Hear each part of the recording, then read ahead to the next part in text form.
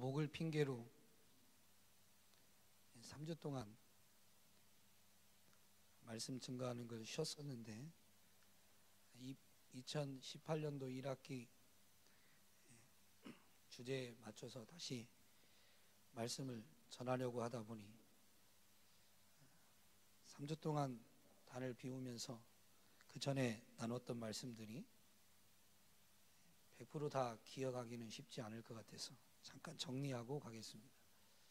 품격 있는 그리스도인이다 라고 하면 핵심은 그 성품에 있다라고 했습니다.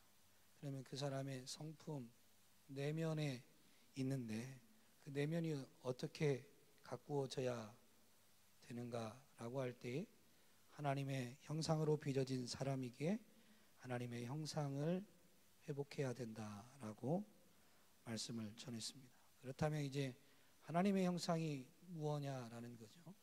하나님의 형상이 창조 때에 사람을 하나님께서 창조 기사 중에서도 사람을 창조하실 때 그 우리의 형상으로 우리가 사람을 만들자 하셨으니까 창조 기사 내용에 보면 하나님의 형상을 발견할 수 있겠다 해서 창세기 1, 2장을 중점적으로 살피면서 5가지 특징만 집어냈습니다.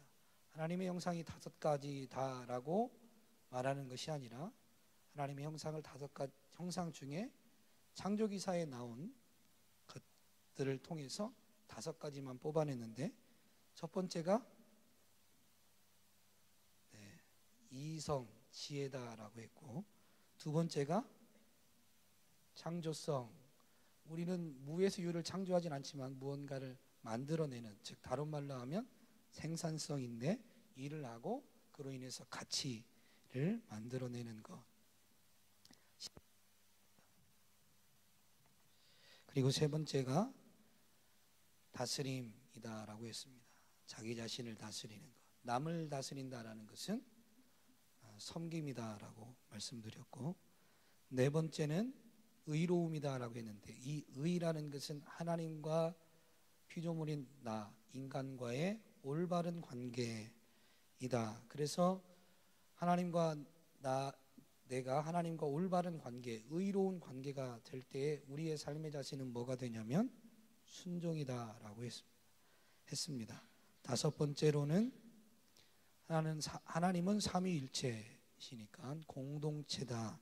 사람도 처음에 아담을 만드신 걸 보고 좋지 않다라고 하시면서 창세기 2장에서는 물론 1장에서는 남자와 여자를 만들었다고 선언했지만 2장에서는 조금 더 디테일하게 처음에 남자를 만들었다가 좋지 않아 여자를 만드셔서 결혼관계로 묶으셔서 둘이 하나 되게 하는 한 몸을 이루는 공동체성이 바로 하나님의 형상이다라고 했습니다. 그리고 나서 이제 4주 전이죠. 4주 전에는 예수 그리스도가 바로 온전한 하나님의 형상이다. 하나님은 보이지 않는데 예수님이 하나님이신 그분이 인간의 몸을 입고 오셔서 하나님의 형상이 어떻다라는 것을 우리에게 보여주셨는데 예수님에게 이 5가지 특징이 다 나타난다는 것을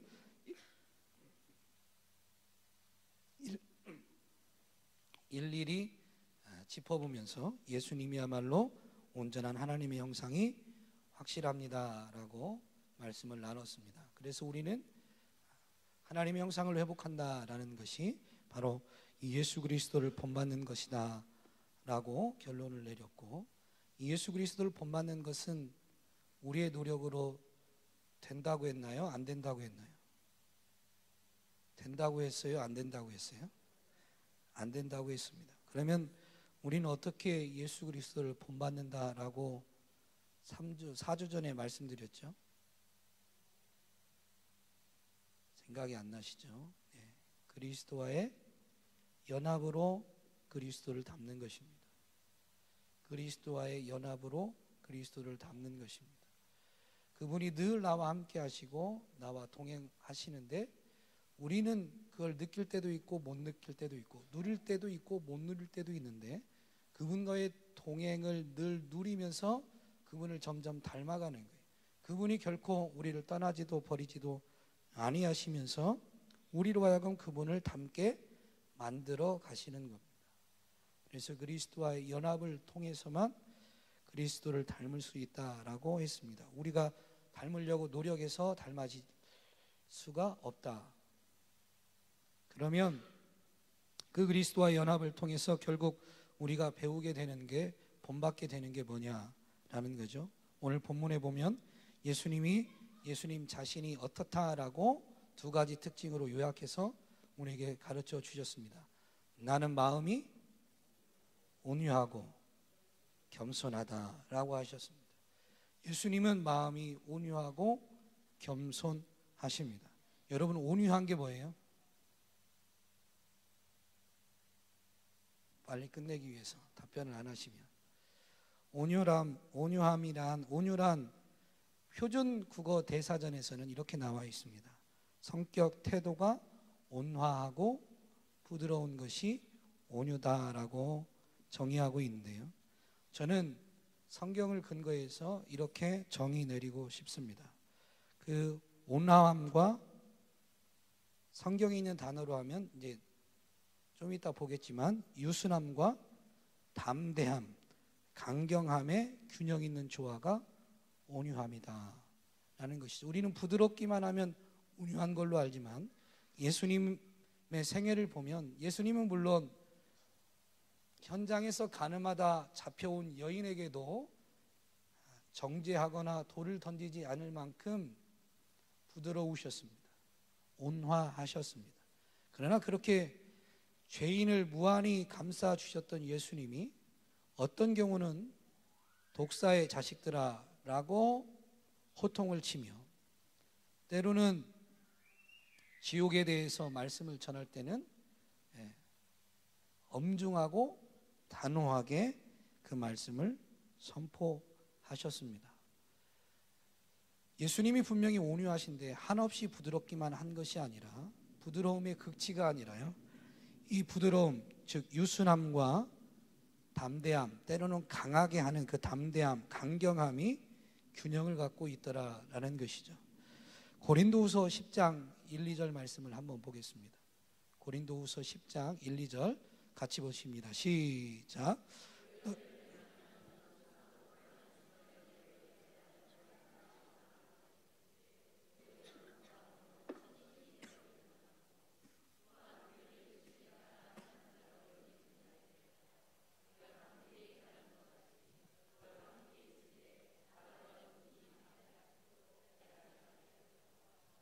아멘. 물론 바울이 한 얘기입니다. 그러나 바울이 지금 고린도 교회에 이 권면을 하면서 그리스도의 온유와 관용으로 권면을 하고 있는데, 그리스도의 온유함을 가지고 권면하는 바울이 어떻게 그 권면을 하고 있냐면, 대면하면 분명히 유순하다, 이렇게 얼굴과 얼굴을 마주하고 있으면 부드럽다라는 것이죠. 온화하게 감싸주지만 떠나 있으면 담대한, 이것을 다른 번역으로 보면 강경하다, 강하다는 거죠. 강경한이라고도 했는데, 어쨌든 담대한 나 바울이 이렇게 권하는데, 그 바울이 육신을 따라 행하는 자로 여기는 자들, 그저 육신을 따라가는 자들에 대해서는 담대히 대하는 것 같이 너희와 함께 있을 때 나로 하여금 그 담대한 태도로 너희를 대하지 않게 하기를 구한다라는 것이죠. 그래서 무슨 말이냐면, 할 수만 있으면 온화하게 부드럽게 대하고자 하지만, 그러나 끝까지 부드럽게만 가는 건 아닙니다. 결국 돌이키지 않거나 한계 정도를 벗어나게 되면 강경하게 끊을 때는 끊어야 되는, 때로는 노라고 말할 줄 아는 그런 것이 바로 온유함인 거죠. 엄마들이 이 온유함을 갖고 있습니다. 잘 이렇게 개발을 하면 예수님 닮기에는 아빠들보다는 엄마들이 좀 유리한 것 같습니다.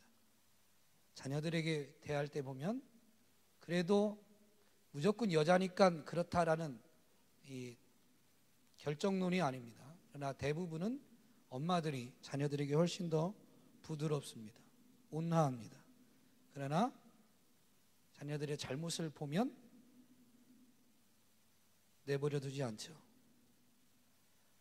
아빠들은 잘못한 걸 알아도 한두 번은 괜찮아, 또는 이렇게 그냥 조금 무관심한 남자들 같은 경우는 괜찮아지겠지 하고 넘어가려고 하지만, 그래도 자녀 양육에 더 마음을 쏟고 더 많은 시간을 들이는 어머니들 입장에서는 잘못된 것을 보고 그냥 넘어갈 수가 없습니다. 그때 뭐가 나와요? 단호함이 나오는 거죠. 그게 온유함입니다. 물론 이게 단호함이 돼야 되는데 화풀이가 되는 게 우리의 약점이죠. 잘못된 것을 보고 내가 분을 못 이겨서 화를 푸는 게 우리의 약점이지만, 그러나 자녀를 대하는 어머님들이 바로 이 온유함을, 그 조화를 온전히 이루지 못하는 약점은 있지만 그 두 가지 특징을 다 갖고 계시기에, 예수님이라면 어떻게 하셨을까라는 이 질문을 스스로에게 해보면서 그 균형을 잘 찾으신다면 정말로 그 예수님과 같은 온유함, 예수님을 닮아가는 우리 어머님들이 다 되실 줄로 믿습니다. 두 번째는 예수님이 나는 겸손하다라고 하셨습니다. 겸손은 뭐예요?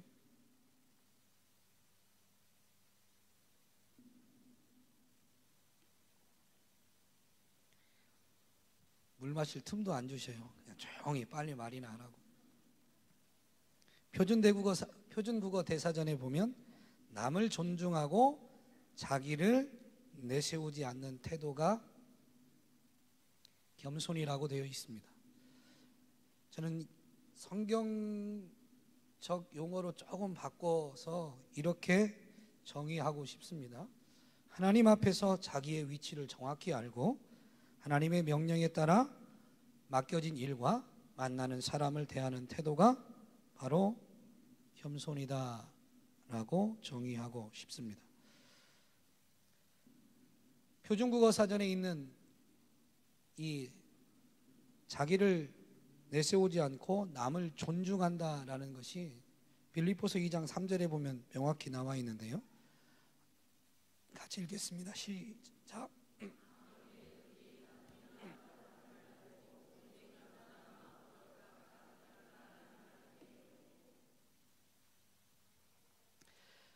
겸손한 마음으로 각각 자기보다 남을 낮게 여기고, 여기서 남을 낮게 여길 때는 자기보다 신분적으로 높은 사람을 나보다 더 이렇게 우러러보는, 낮게 여기는 것을 말하는 건 아니죠. 그것은 신분에서 오는, 또는 자본주의 사회에서 그 소유의 차이에서 오는 자연스러운 자세일 수 있습니다.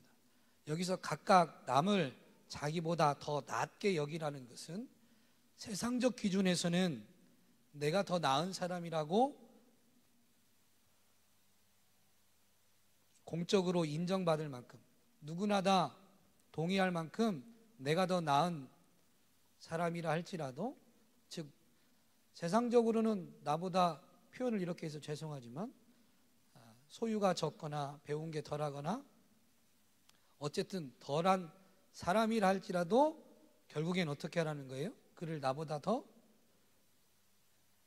낮게가, 높다 낮다 할 때 낮이 아닙니다. 더 좋게 여기다 라는 나은입니다. 더 낮게 여기라라고 분명히 우리에게 가르쳐 줍니다. 이게 하나님의 명령이기 때문에 그렇게 할 때 하나님 앞에서 우리는 겸손한 자가 되는 거죠.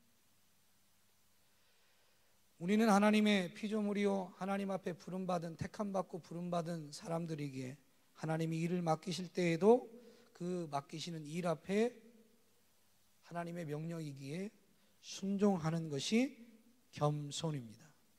하나님은 우리가 그 일을 할 수 있고, 아니 심지어 하나님이 감당할 힘을 주시겠다고 약속하시면서 그 일을 맡기시고자 하는데, 우리는 우리 스스로 판단자가 돼서 하나님 저한테는 그런 게 없어서 저는 절대 못하겠습니다 라고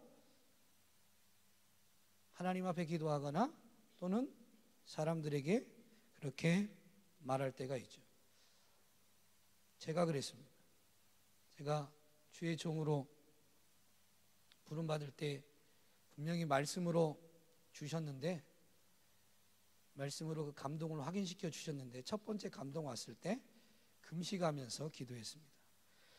이미 말씀으로 확인을 시켜주셨으면 순종하고 가면 되는데, 금식하면서 기도한 것 자체가 한번 거부해 보겠다는 거죠. 하나님, 전 이런 게 안 되는데요. 저는 목사가 되기에는 이런 게 부족한데요.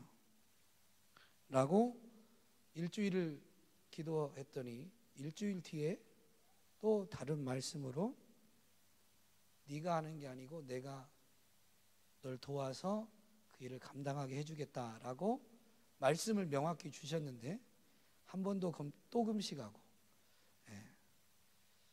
그래도 하나님, 이거는 저랑은 진짜 안 맞는데. 그랬더니 세 번째는 금식 끝나고 나서는 말씀을 다시 주신 게 아니고요, 머리에 그 생각 외에는 다른 생각이 자리 잡질 않습니다. 그래서 어디를 가나, 이게 만화로 보면 이게 생각표가 있잖아요, 머리 위에. 거기에 이제 신학교 주혜종, 신학교 주혜종, 이렇게만 그냥 꽉 차가지고, 누가 뭐 밥 먹자고 해도 밥은 먹는데 머리는 뭔 생각하고 있어요? 신학교. 나 안 가면 죽을 것 같은. 하나님이 윽박 지르는 건 아닌데요. 왜냐하면 생각이 그거밖에 없는데 몸은 지금 엉뚱한 짓을 하고 있으니까 이게 아닌데 라는 게 이제 제 안에 들어온 거죠. 그래서 하나님의 부르심 앞에 이제 순종하고 신학을 하게 되셨습니다. 저와 같이 그런 경험이 있진 않으십니까? 내가 나를 볼 때는 뭐가 참 부족하고 뭐가 부족한데, 여러분, 구약에 있는 많은 믿음의 사람들은 바로 자기가 위대한 일을 했어도 자기가 한 줄 모릅니다. 왜냐하면 하나님 앞에서 자기의 위치, 그 현장에서 하나님의 명령, 하나님의 부르심이 무엇인지에 따라 갔기 때문에 그 일을 명령한 하나님이 그 일을 이루신 것이기에 자기가 이룬 줄 모릅니다. 그리고 그는 위대한 일로 쓰임 받았지만 겸손한 자세로 쓰임 받았기 때문에 쓰임 받은 이후에 존귀한 자가 되서도 모든 존귀와 영광을 하나님 앞에 올리는 걸 보게 됩니다. 다윗이 역사의 중앙 무대로 진출하게 된 것은 아버지가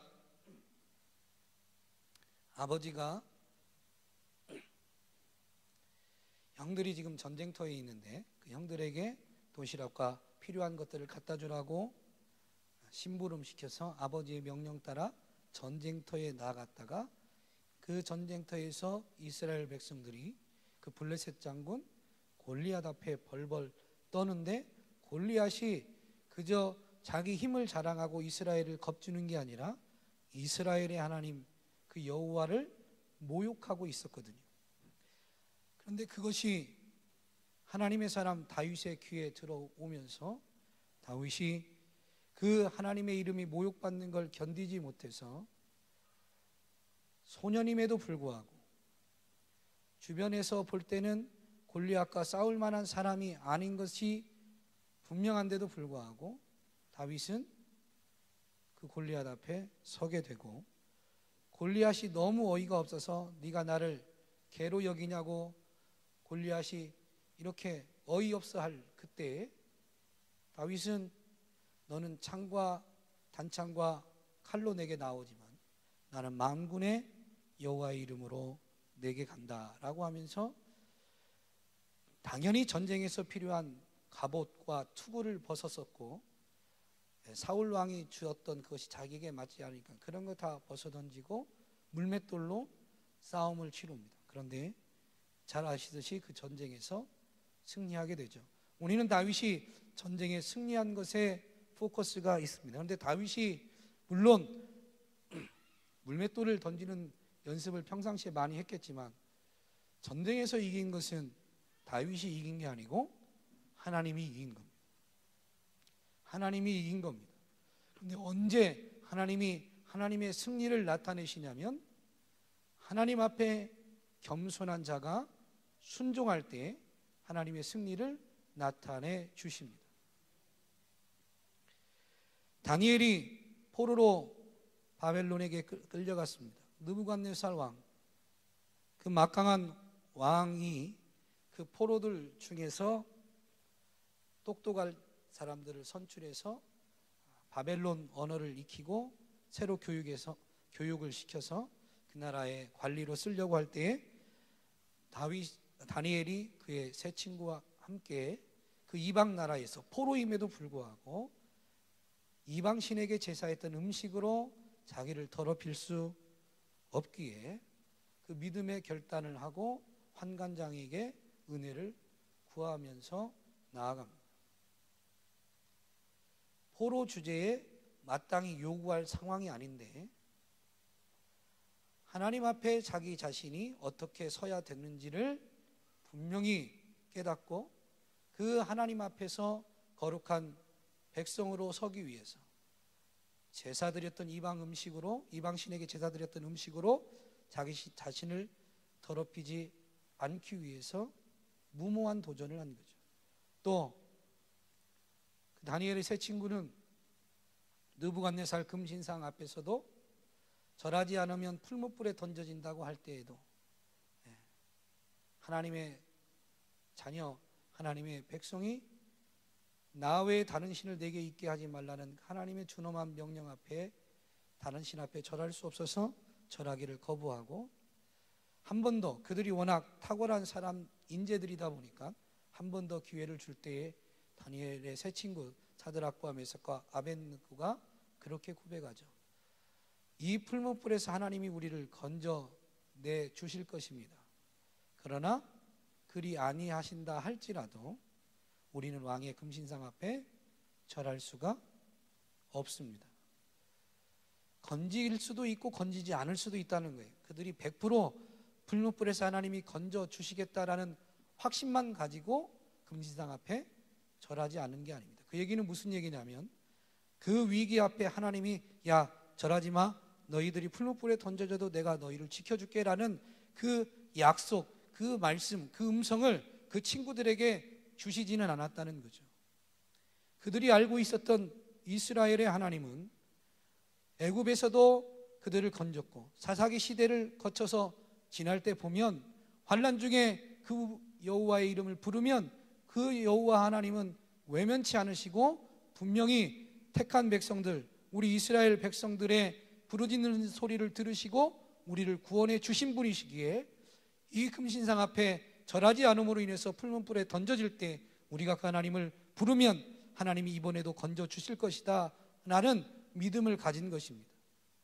하나님이 아직 음성으로 어떤 약속으로 주신 것이 아니라 그들의 역사 속에서 하나님이 어떤 분이신지 계시하셨던 그 하나님을 알고 붙잡은 거예요. 그러나 그리 아니하실지라도 왕의 금신상 앞에 절하지 않았습니다. 그리고 그들은 풀무불에 던져지게 된 것이죠. 근데 하나님이 건져내신 것입니다. 그들이 하나님 앞에 자기들의 자리, 위치를 바로 알고 하나님만 섬기기로 결단했을 때 하나님이 구원의 은혜를 베푸신 것이죠. 다니엘 왕의 조서에 도장이 찍힌 것을 알고도 하나님 앞에 기도하는 자리를 잃지 않았습니다. 그리고 그로 인해서 사자굴에 던져졌지만 하나님이 그 또한 건져내 주셨습니다. 골리앗 앞에서, 풀무불 앞에서 왕의 조서에 도장이 찍힌 것을 알고도, 그래서 사자굴에 던져질지라도 하나님 앞에서 내가 있어야 될 자리가 어디이고 하나님이 원하시는 것이 무엇인지를 알았던 그들은 그대로 행했습니다. 이것이 겸손입니다.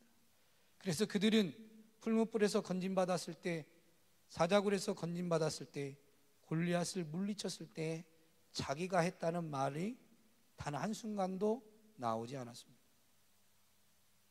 그저 자기들이 하나님 앞에 있어야 될 자리에 머물렀을 뿐인데 하나님이 그 일을 행하셨기 때문에 전적인 하나님의 은혜요. 그래서 모든 영광이 하나님의 것이 되는 거죠. 이것이 바로 온유하고 겸손한 사람들인 것입니다. 여러분 어떻습니까? 온유하십니까? 겸손하십니까? 예수님이 이것을 우리에게 배우라라고 하십니다. 그분이 우리와 함께 하시면서 이것을 배울 수 있게 해주십니다. 왜냐하면 그분이 온유하고 겸손하기 때문에. 지금도 우리와 함께 하십니다. 온유하시고 겸손하신 그분이 만왕의 왕이신데 너무 쉽게 너무 자주 주님을 놓아버리는, 전에는 제가 그렇게 생각했습니다. 놓쳤다라고 생각했는데 에베소서 2장 말씀해 보니까 우리가 놓친 게 아니고 우리가 첫사랑을 버렸다라고 주님이 책망하시더라고요.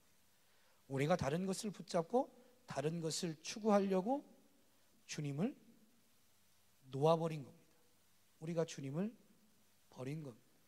우리는 그렇게 자주 주님을 외면하고 주님을 버리는데 만왕의 왕이신 그분이 우리에게 그런 대우를 받으실 수 없는데도 불구하고 그분이 온유하시기에 우리를 떠나지도 않습니다.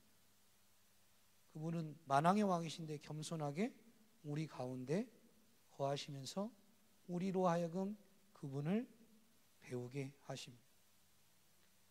그래서 오늘 우리의 소원은 예수님 닮는 것이 돼야 될 줄로 믿습니다. 온유와 겸손함이 어제와는 조금 다른 모습으로 우리 안에서 자라가야 될 줄로 믿습니다. 그러면 여러분의 주변에 있는 사람들이 여러분을 보고 예수님 닮았다라고 칭찬하게 될 것이고, 안디옥 교회의 교인들이 칭찬받았듯이 예수님을 닮았기에, 그리스도를 닮았기에 이들은 참 그리스도인이다 라는 이름으로 저와 여러분을 불러주게 될 줄로 믿습니다. 그때 우리가 세상을 향해서 손을 내밀고 예수를 전하게 되면 그들이 예수님 앞에 나와 그분의 권세 앞에 무릎 꿇게 될 줄로 믿습니다. 우리의 화려한, 우리의 많은 친절과 선물 공세로 복음이 전해지는 것이 아니라 온전한 예수 그리스도의 모습으로만 예수는 증거되는데, 오늘 저와 여러분이 그 일에 쓰임받게 되는, 주님의 동역자로 쓰임받게 되는 은혜의 주인공이 되시기를 주님의 이름으로 축복합니다. 기도하겠습니다. 하나님 감사합니다. 우리 가운데 거하시면서 우리를 떠나지도 버리지도 아니하시는 온유하고 겸손하신 주님, 그래서 우리와 함께 하시면서 우리가 너무 많이 주님을 외면하고 잃어버렸을지라도 포기하지 않으시면서 우리를 붙잡아 주시고 탄식하시면서 우리를 이끌어 주셔서 우리를 점점 주님을 닮아가게 해주시는 것을 말씀을 통해 확인하게 해주시니 감사합니다. 그래서 정말로 우리의 소원은, 나의 소원은 예수님 닮는 것이 되기를 원합니다. 예수님 닮아가고 싶습니다. 닮지 못한 것 여전히 많지만 불쌍히 여겨주시고 도와주셔서 주님과 같이 온유하고 겸손한 삶을 살아가게 하여 주옵시고, 하나님 앞에 온유하고 겸손하게 살아갈 때 하나님께서 하나님 되심을 나타내 주시는 은혜 또한 맛보게 하여 주셔서 하나님을 세상 가운데 보여주고 증거하는 주님의 도구가 되게 하여 주옵소서. 오늘 기도의 자리에 달려나올 때 주님 베푸신 은혜에 감사해서 오직 감사만 올려드리며 감사 예물을, 나의 마음의 소원, 내 삶의 계획을 내 힘으로 이룰 수 없음을 깨닫고 선하시고 인자하시고 전능하신 하나님만 의지하여 마음의 소원 담아 1000번째 예물을 주님 앞에 올려드립니다. 이 예물을 흠양하여 주옵시고, 또한 주님의 은혜가 절대적으로 필요해서 기도 요청서로 주님 마음의 소원을 주님 앞에 올려드립니다. 귀한 자녀의 수술, 약한 부분을 주님 의사가 고치는 것 같지만 주님이 고쳐주시오니 이 기도를 흠양하여 주셔서 치료하여 주옵시고 평안하게 하여 주옵시며 이제 그 이후에 강건하게 하여 주옵소서. 모든 영광 주께 올려드리며 예수님의 이름으로 기도합니다.